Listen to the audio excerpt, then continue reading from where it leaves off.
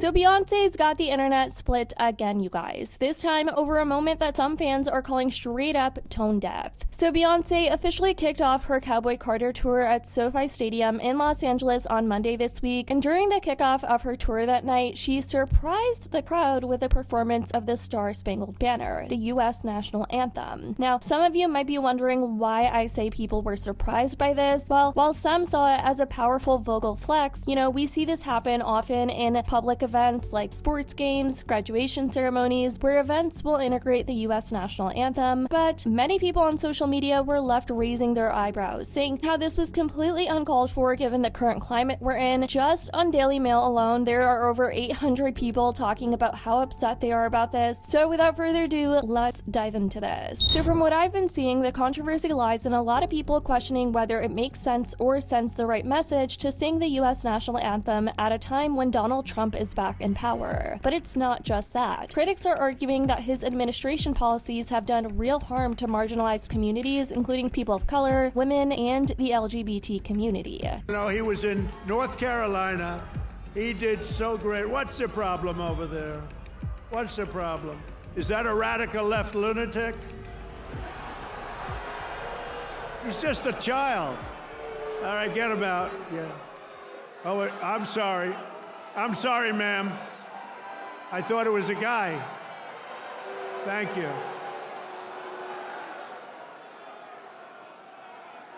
And she now has to go home to a mother who's a big Trump fan. Her mother's watching. I'm sorry. I said he, and it's a she. I'm sorry.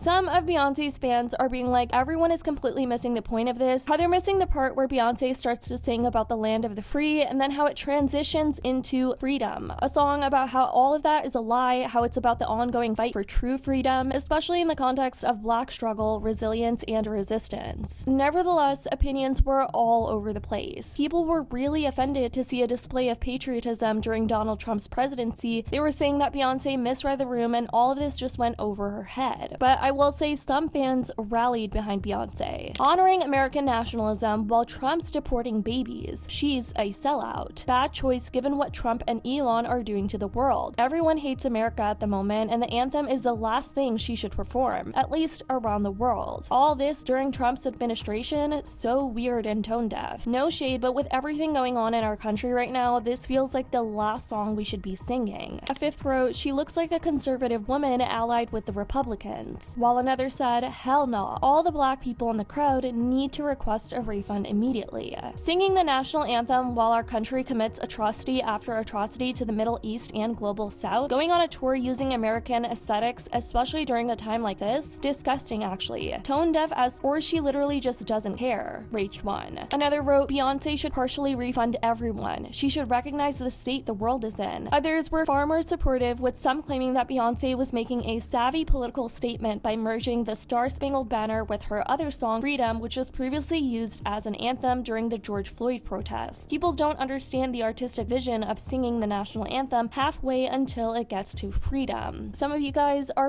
stupid, snap one fan. But as I mentioned, there were some people defending Beyonce, saying things like, if you are an American and you have a problem with anyone singing our national anthem, you are not a true American. I don't care who's in office, I don't care what is going on in our country, that is our national anthem. You should always be proud to hear it, place your hand over your heart, sing, and be grateful to live in and be a part of our country. My gosh, some Americans are truly losing their minds and don't even deserve our country anymore. On the Daily Mail article though, there were tons of negative comments towards Beyonce. She knows that country is the biggest money. Patriotism is up. Failed phony attempt to crack a market where she is most definitely not welcome. Beyonce has been a sellout for years. Whatever will put her in the limelight. No respect for her ever since her Super Bowl performance, where she and 100 dancers dressed like Bee Panther with black gloves and fists in the air. Now she thinks she is a country girl who loves the flag and apple pie and country music. This person even felt like there were other other reasons behind Beyonce deciding to perform a rendition of the national anthem, saying, "I felt like she did it to show she can sing the national anthem live because people were getting on her for lip syncing at Obama's inauguration." Yeah, which could be a possibility, but who really knows? If you guys remember that, then you remember that. That was a whole nother controversy in and of itself. But on the flip side, one TikToker, seemingly a Beyonce fan, is even challenging people to do a bit more research before forming such strong opinions on her, being like they're trying to twist the narrative and not bring up the part where Beyonce segued this whole thing to her song Freedom.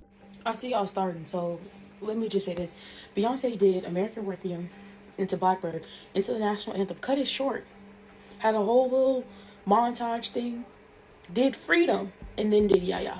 But y'all want to keep it at, oh, she's saying the national anthem. Y'all not taking in the full context of the artistic choice that she made and why she did it in that specific section of the show and why it made sense, because y'all just want to hate her. And my thing is, if you want to hate her, then hate her. But trying to make this something that it wasn't, or trying to make it seem like she was doing it to be on some manga weird stuff, y'all are weird. Y'all didn't even try to look and look at the set and see why it was in there. Y'all just jumped to conclusions. Like, y'all annoy me so bad. Y'all annoy me so bad, for real. From there, Beyonce is set to hit major cities across the US and Europe, with the tour wrapping up in Las Vegas on July 26th. And despite recently winning her first ever Grammy for Album of the Year with Cowboy Carter, Beyonce is reportedly facing slow ticket sales, you guys. Feeling whispers that this could be her flop era. Like, oh my god, you guys, what's going on? First it was Katy Perry, now it's Beyonce. All the icons just seem to be going downhill. They're just not as popular anymore. It's opening night of the Cowboy Carter tour, and you could go on Ticketmaster resale right now. You could go on StubHub and buy a nosebleed seat for $50. In fact, one of our colleagues, one of our photographers did that. He was here, he bought some tickets, he's going to come back and go tonight. I mean, that's really unheard of, and I think it's sort of unclear why. Is it this dynamic pricing from Ticketmaster? That's what a lot of folks here are sort of blaming. Or is there sort of an economic story here, a tightening of the belt, so to speak? We've been covering the past few years, the Taylor Swift concert, the Renaissance tour, people spending thousands of dollars to go to those tours. Is there sort of a fear that people should be tightening their spending and pulling back? And so people bought the tickets thinking they could sell them on the resale market, and they're just not selling. We don't know. We'll see. As of Monday, it was reported that over 3,000 seats were still available at LA's massive SoFi Stadium, according to Ticketmaster. And while ticket prices originally sparked backlash, with many seats listed for hundreds and even thousands of dollars, some fans are now spotting resale tickets in the upper nosebleeds for as little as $20, you guys. One fan even joked that that's about the same price as a limited edition Minecraft Big Mac meal at McDonald's, which kind of says it all. So let me know what you guys think. Was this whole national anthem incorporation a bold artistic statement or a major misread of the moment? Did her performance hit the right note, or was it out of tune with what fans were expecting? Definitely let me know what you guys think in the comments down below. I love you guys so much, and as always, I'll see y'all in the next video.